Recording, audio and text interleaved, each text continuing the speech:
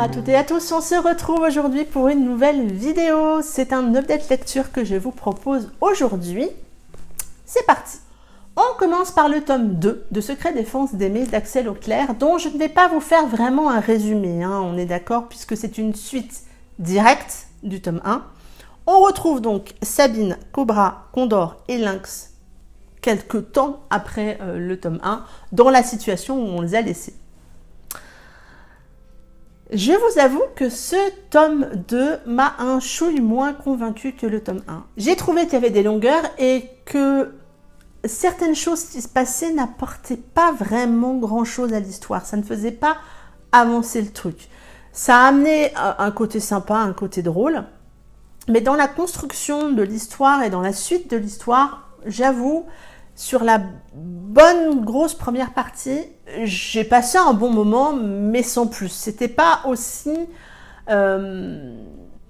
addictif que l'était le tome 1. Et puis après, sur les 40 derniers pourcents, ça repart, ça fait du bien.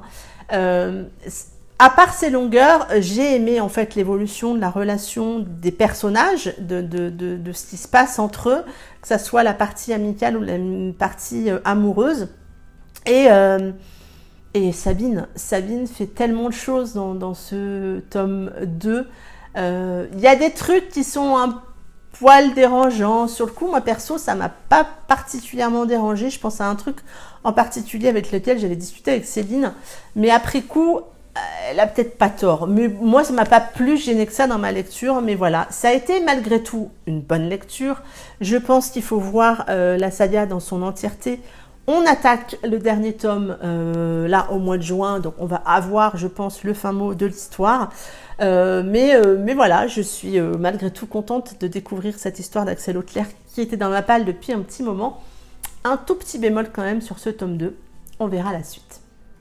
J'ai ensuite lu, ou plutôt écouté, Will de Emma Landas, donc j'ai écouté en audio, enfin sur Audible. Ce roman, il faut le savoir, c'est le premier roman de Emma Landas qui a rejoint ma pile à lire, et c'est le dernier que je lis. Il m'en reste un, celui sur Noël, mais sinon je les ai tous lus. Et donc ici on retrouve Will. Will est un personnage qu'on voyait dans Chirurgicalement Vôtre, qui m'avait pas particulièrement convaincue dans Chirurgicalement Vôtre, et je me suis dit, qu'est-ce que ça va donner? Et j'ai beaucoup aimé mon histoire. Donc on va découvrir Will dans un avion Chicago-Paris. Il rentre chez lui à Bordeaux pour des vacances. Et dans le même avion, il va retrouver Célia. Célia, c'est la jeune femme avec qui il était quand il était à l'université. Ils se sont séparés dans un moment très compliqué et c'est très tendu entre eux. La probabilité qu'ils se retrouvent dans le même avion était extrêmement minime, mais ils se retrouvent dans le même avion. Et donc, ça va faire remonter des choses. On va repartir dans le passé, découvrir ce qui s'est passé pour eux. Et donc, voilà. J'ai beaucoup aimé le schéma. On est encore dans un schéma des retrouvailles. Moi, c'est parfait. Vous le savez, c'est un schéma que j'aime bien. Et la plume d'Emma Landas, qu'est-ce que vous voulez que je vous dise? Moi, elle fait le taf, la plume d'Emma Landas. J'ai aimé le côté fun, le côté sensible de Will. J'ai aimé son interaction avec ses potes, j'ai aimé son interaction avec Célia. Il a su me convaincre, là où il ne m'avait pas forcément convaincu au départ, il a su me convaincre dans ce roman et j'ai beaucoup aimé. En audio, c'est super. Franchement, la voix du comédien qui lit ce roman, c'est parfait.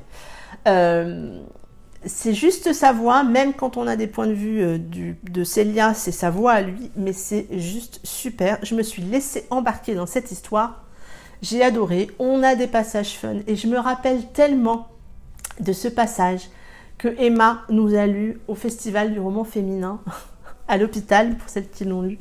Voilà, je suis passée par une palette d'émotions avec ce roman, j'ai beaucoup ri. Mais j'ai eu aussi de la colère, parce que quand même, et de l'émotion bien évidemment, mais voilà, c'était une très bonne écoute, une très bonne lecture. C'est vraiment un roman que je vous conseille. Et si vous ne connaissez pas les romans d'Emma Landas, foncez, parce que sinon je vais me fâcher en fait. Voilà. Merci Emma de tes mots et de ta confiance, de ta dédicace sur ce roman. Ça y est, t'as vu? J'ai réussi à le lire celui-ci. Et le dernier roman dont je vais vous parler, c'est On You de Farah Hanna, la dernière romance contemporaine de l'auteur. On retrouve ici Rina et Ewen qui font la connaissance quand ils ont 17 ans. Et ils ont une amitié très forte qui les lie, très très forte. Limite vers des sentiments amoureux, mais ils ne vont jamais les formaliser comme ça. Ils échangent beaucoup tous les deux. Et un jour, Ewen émet ses craintes de passer à l'acte avec sa petite amie Charlotte. Il ne l'a jamais fait, donc il avoue ses craintes à Rina. Et Rina va lui proposer qu'ils couchent ensemble pour qu'il soit un petit peu moins pâteau avec Charlotte la première fois. Et ce passage à l'acte entre Rina et Ewen est intense et va créer un chamboulement complet chez chacun d'entre eux, sans que l'un et l'autre ne le disent. Et donc on va les suivre pendant plusieurs années. Et il va y avoir un jeu du chat et de la souris qui se met en place. Et c'est ce jeu du chat et de la souris, moi, qui m'a un peu gênée.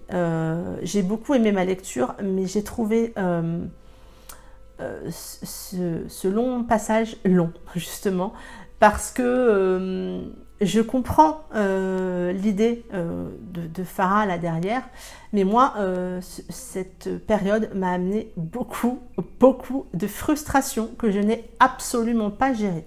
Alors autant je gère assez bien la frustration de fin de tome dans une saga, la frustration d'attendre le tome d'après, mais là, c'est pas le même genre de frustration que ça m'a amené. C'était de la frustration mélangée à de la colère.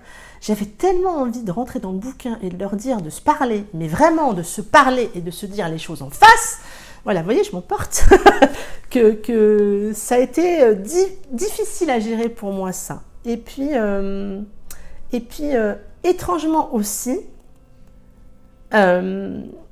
j'étais très attachée aux deux personnages, donc Rina et Ewen, et au fil du roman, il y en a un des deux, je ne vous dirai pas lequel, mais il y en a un des deux, et je ne vous dirai pas lequel parce que suivant, en fait, ça dépend des gens.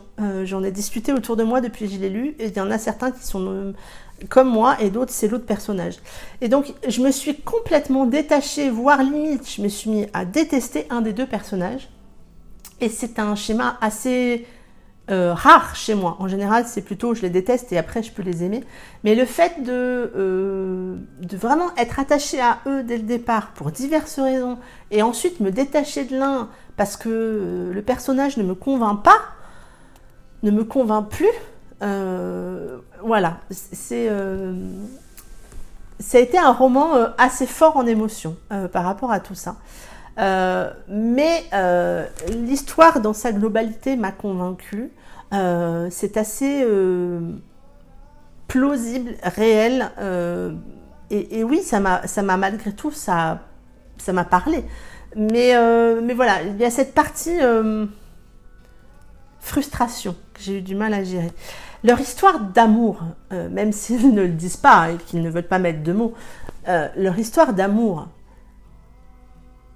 et c'est viscéral, c'est très très fort, mais c'est aussi destructeur. C'est destructeur par manque de communication.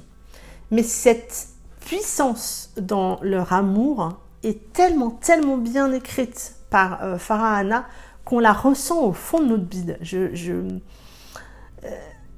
C'est pas toujours que ça me fait ça, et là j'ai trouvé leur histoire tellement intense.